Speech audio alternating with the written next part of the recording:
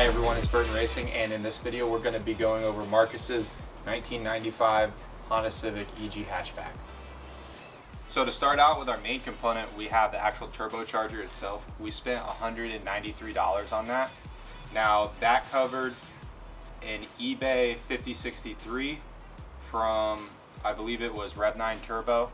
So what we did, since a 5063 with this manifold combination, it doesn't quite work out. We had to actually take a bad Turbonetics turbo apart, take the compressor side off, and we ended up putting the Turbonetics backing plate, the impeller, and the entire compressor housing onto this Rev 9 5063. So the front half is a Turbonetics 48mm intake side, and then the rear and the center section is eBay Rev 9 Turbo. The exhaust housing is a 63.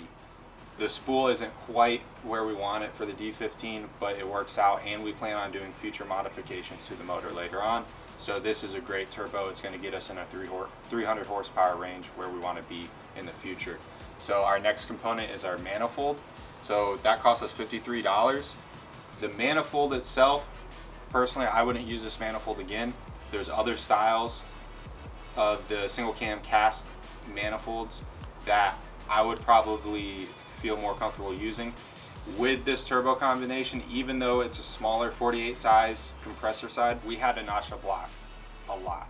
So I wouldn't recommend this size turbo. If you're using maybe a smaller turbo with an internal wastegate, it might work a little bit better, but we wanted this size, so we had to use this size turbo, and we wanted a cast manifold because they're more durable, and you need a cast manifold to keep the AC without spending a whole lot of money. Like I said, $53 for this manifold compared to a custom or tubular ram horn that's actually going to hold up, it's hundreds of dollars in difference.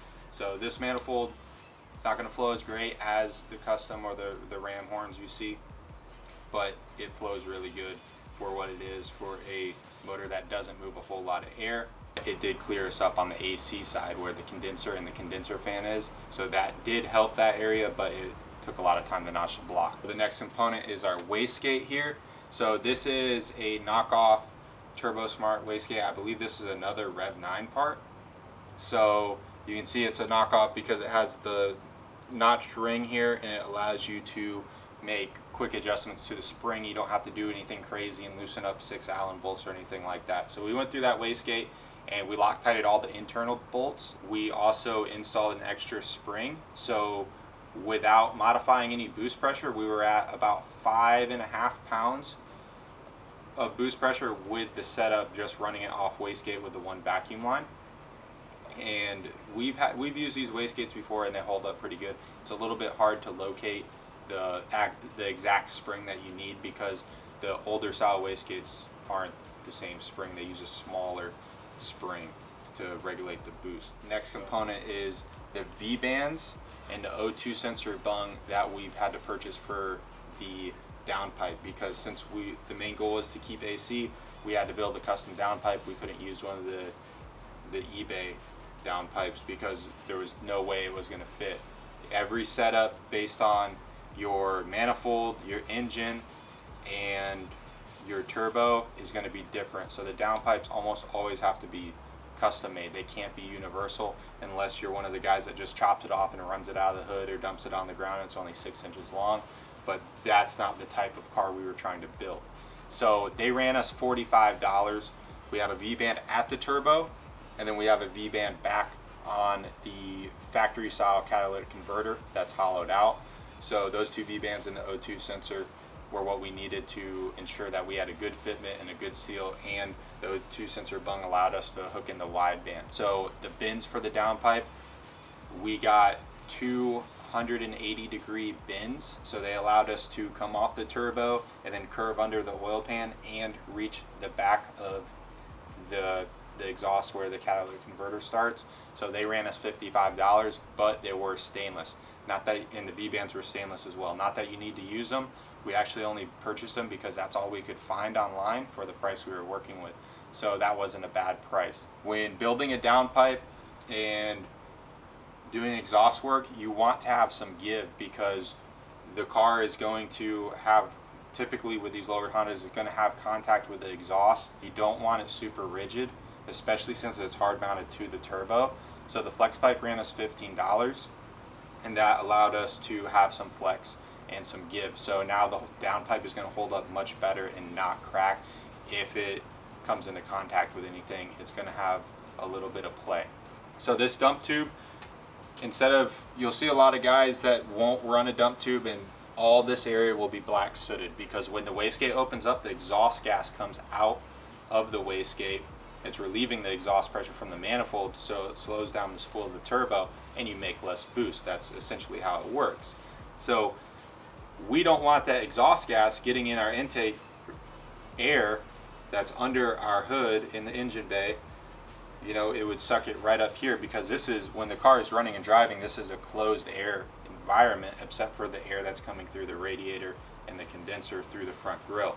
So we don't want to pollute that air. We want it as fresh as we can get it. So we built a dump tube that's going to basically dump the exhaust gas on the ground. So the dump tube is ran underneath, and then it kind of does a 45 to shoot it under the oil pan and get that exhaust gas out of there. We also wrap both of these components with heat wrap. The downpipe is wrapped starting out the turn right off the turbo, so it doesn't have any radiant heat going into the AC compressor, and it's wrapped all the way back past the oil pan. And then we also wrap the dump tube because it's near the condenser, the compressor, and the condenser fan, as well as these AC lines here. So we wrap that, and it works really well. So the heat wrap cost us $20, and it also came with the stainless ties to attach it to the piping, so that was a good buy. When you're selecting your turbocharger, one of the things to think about is the oiling. What are your oiling needs? They vary by car, they vary by location, the turbo you're running, and just in general. So for $75, we had everything purchased that we needed for our oil system. So on the back of these Honda motors, there's an oil pressure sensor. So we removed that and we bought a special fitting that goes in the back of the block. What it does is essentially a T. You have to be careful because the back of these blocks aren't NPT. They're, I believe, BSPT, British Standard or something like that.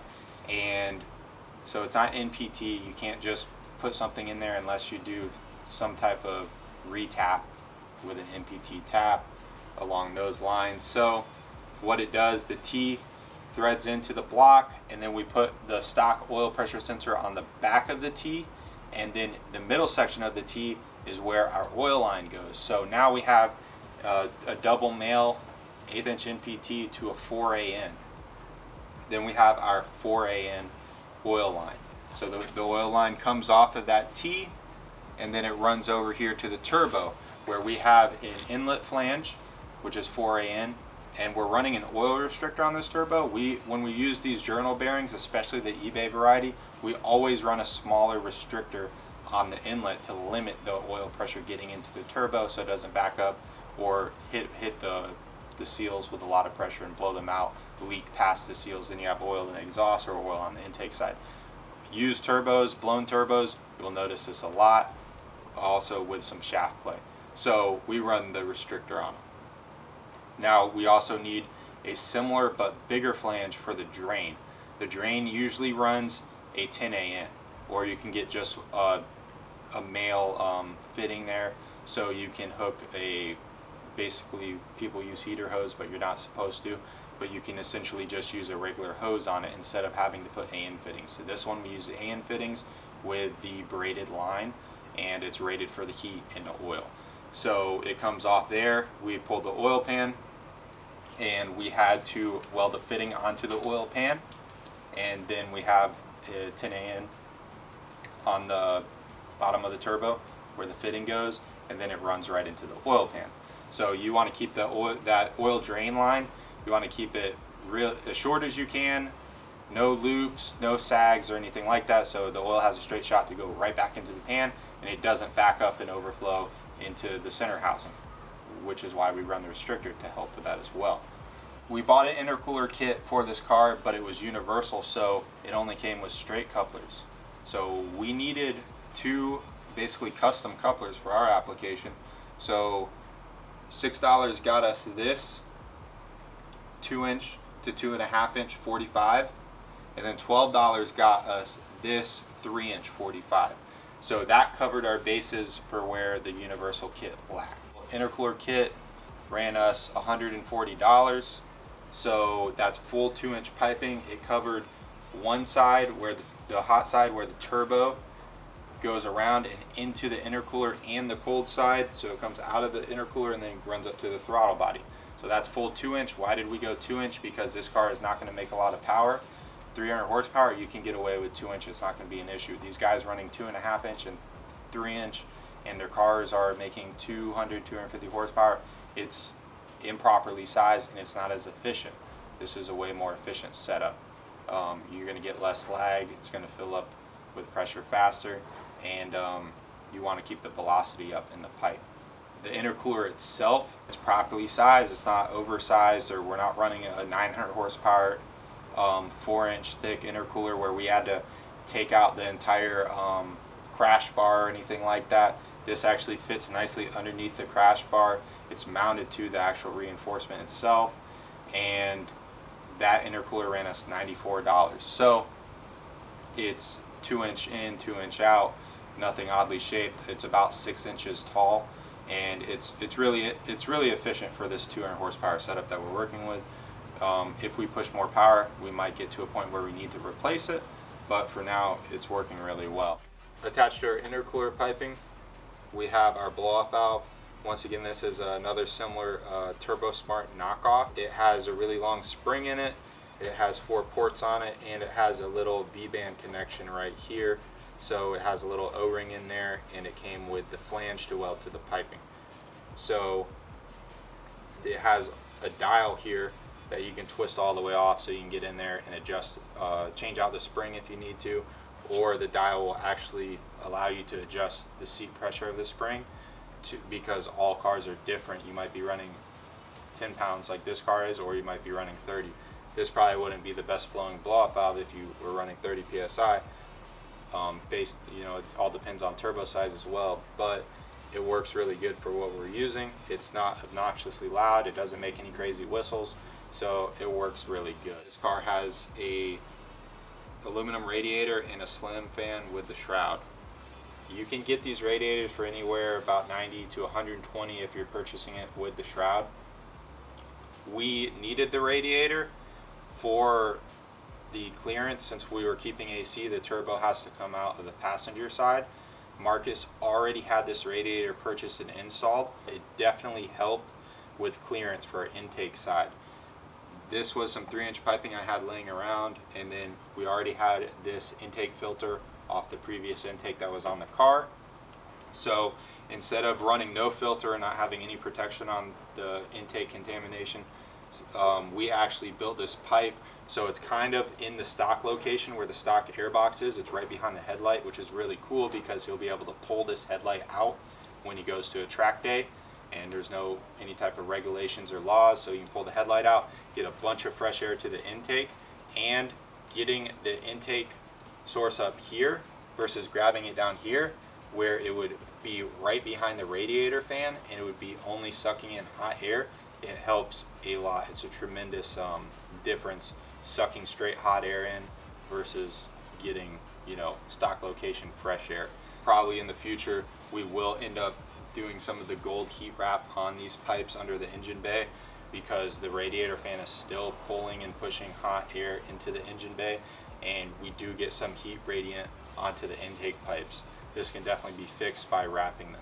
So that's probably a future modification we're going to do. We also kept the fuel system really stock in this car, except for the fuel pump. While the car was in the shop, Marcus went ahead, took out the back seats, and replaced the factory fuel pump with a Kimzo 320, which is basically an Aeromotive Stealth knockoff. The fuel pump ran us $30. It's fit just like factory. It it's not terribly loud. It's not oversized, and it works really well. We've had really good luck. It's not the first time we've used those fuel pumps. The fuel filter was replaced a while ago, so we knew that was fresh. The fuel pressure regulator was in good working condition, and we are running the stock 240cc injectors. They are maxed out, but they're working. They're at about 95% duty cycle. It is a future modification that we do want to address by putting larger injectors in, and we're going to have to do that before we actually dyno tune the car, for the simple fact that we are going to go up in the boost and these injectors don't have any left in them. So that's a future modification, and we'll probably, based on if he wants to get an injector that just works for right now, we'll end up in a 450cc range. Or if he has plans on running alternative fuel like E85, or he wants an injector that he can stay with when he does the built bottom end, then we'll have to kind of aim for a larger injector. So that was the turbo kit itself and the modifications. You will notice there is a max solenoid on this car. This is what we use with boost by gear, and we control that with the ECU. Now this isn't the cleanest setup, and you'll also notice that we sell boost by gear kits, and this is not one of them.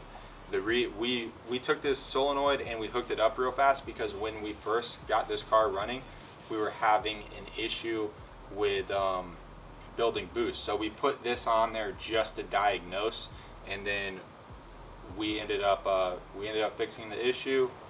The Turbonetics turbo that we had on there that ended up being seized. We ended up piecing together a properly working turbo, so that fixed our spool issue, and we kept the boost by gear solenoid on there. And then we worked it from the 5.5 psi we were hitting off spring pressure, and we worked it all the way up to 10 psi. We do still have the stock map sensor on here as well, so we're limited in boost. We can only go up to about just over 11 pounds, so we're keeping it on 10, and the injectors are maxed out. But we do have plans for future upgrades, getting the car more efficient, making sure it's track ready. So we just went over all the parts that we used and the type of basic work that needs to be done to make this turbo kit function. Once again, $848. And now we're going to take it on a drive, and we're going to review what we think about the car and if there's any changes that we would possibly make. So now we're doing the most enjoyable part of the build, which is actually driving the car.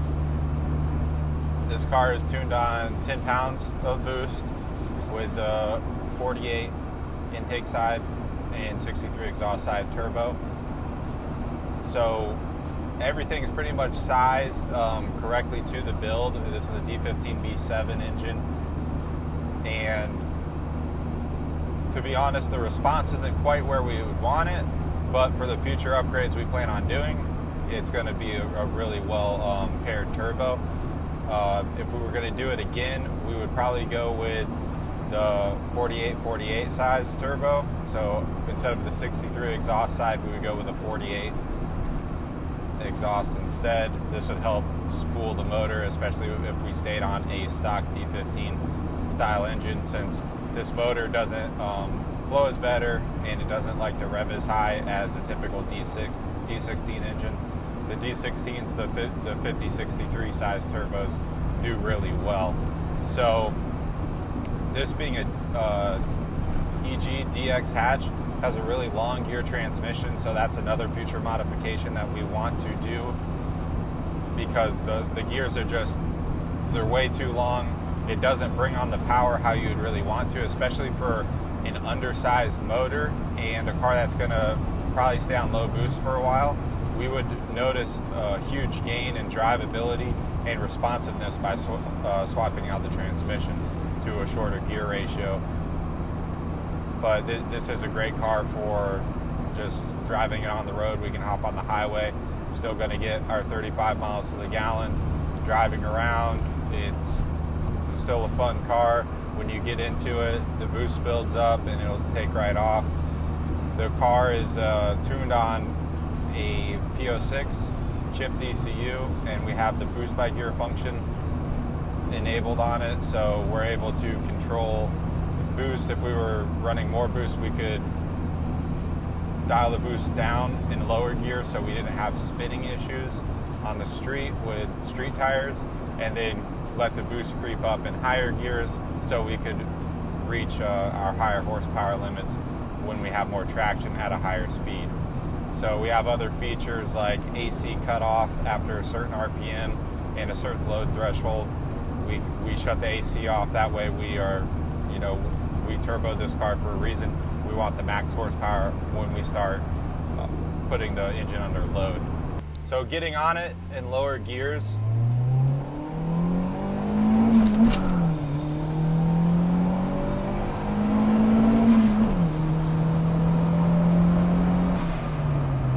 definitely way more responsive than a stock D15 engine would be. This car isn't dyno tuned, it's only street tuned.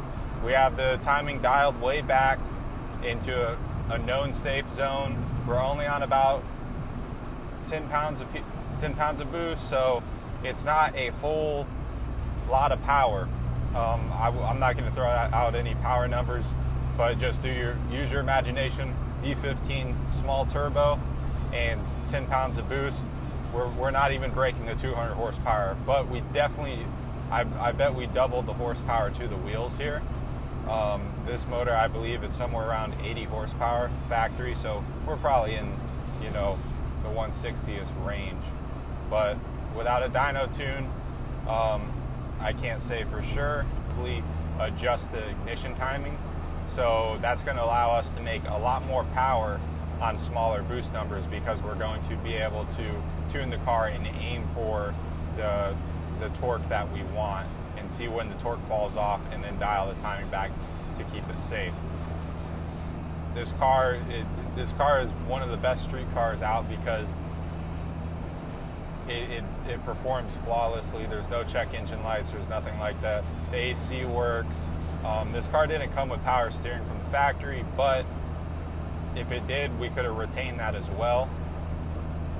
Everything just works in the car, and that's nice. You hit the gas and it takes off. The turbo spools. We have all of our safety features thanks to the ECU options that we have.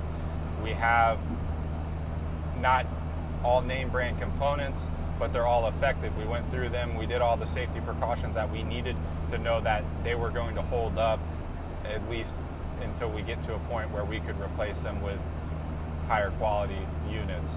So this car is going to be used on time attack and circuit racing, and it's also going to be driven to work every day. So that's a real nice feature to have. This is the type of car where all you got to do every 3,000 miles or so is you pop the hood and you change the oil on it. So that's really what we like to do when we build a car.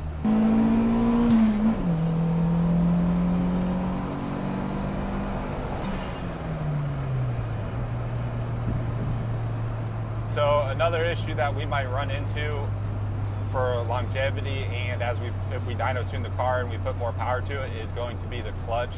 This is running an OEM style Exetti clutch, which is actually a very good clutch, but they're meant for OEM applications. So once we start pushing that 200 horsepower number, we're probably going to see the life expectancy of that clutch fade away quite a bit. It also might not hold up if Marcus uses it for a lot of track days. But that's just to be expected. A clutch is a wearable item, just like brake pads. You're going to use it and it's going to have to be replaced. And if you use it more vigorously or use it more often, then the life is going to be short on it. So when we go to that, we'll definitely step up the clutch to a better, probably a 3-plug with a sport pressure plate, and that'll definitely hold the power that we want to put down later on when he ends up going into upgrading the motor. The D series are a very nice engine to start with, even though most people don't like it. They just want to go spend their $1,500 and B-swap the motor, and then they're stuck with an all-motor car, and it's not as fast as you would probably expect for $1,500. We only have, not including the maintenance or anything like that, or any of the upkeep, we have $800 something in this turbo kit, and we're going to be able to turn the boost up and be faster and just as reliable as anybody that took their car and put a B series engine in it. So that's going to be really cool. And these D15 engines, we can buy what they call a custom length rod setup and Vitara pistons. I'm sure everybody watching this has probably heard of a single cam Vitara setup, and they're really nice because for about $400 you're going to get the rods, the pistons, and the bearings, piston rings, everything you need to basically tear down your bottom end and then rebuild it. But the rods are much stronger. We've taken the custom length rods to almost 600 horsepower, and we've taken the cast Vitara pistons to 600 horsepower as well. This turbo isn't going to do that, but once again, this is a circuit car, it's not a drag racing car, so it's not going to need to do that. If we can get this car up in the 300 horsepower range for what it is, the suspension setup, this car has block suspension on it, the full body coilovers, and it has sway bars.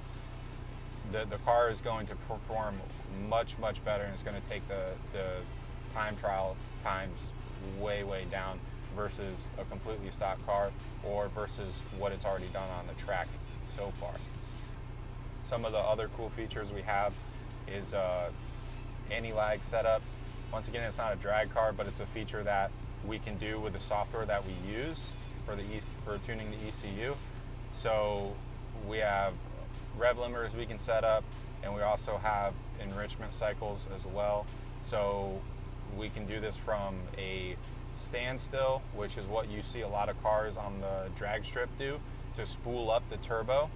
Once again, since we have a bigger exhaust side than we like, it definitely helps build the boost off the line if we wanted to take this to a drag strip or something like that. Or if we're going to be doing any type of roll racing, we have a rolling anti-lag. So what that does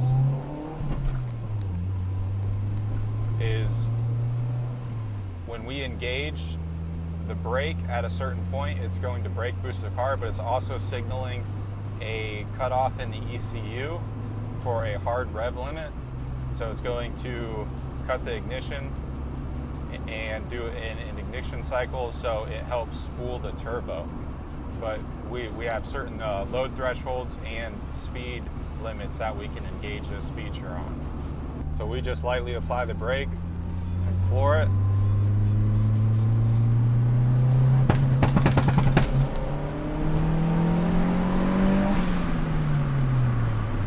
That allows you to build boost while you're rolling under load. So this was Burton Racing. If you like this video and you want to see more videos like this, just like, subscribe, let us know, and check us out on Facebook and Instagram. Thank you.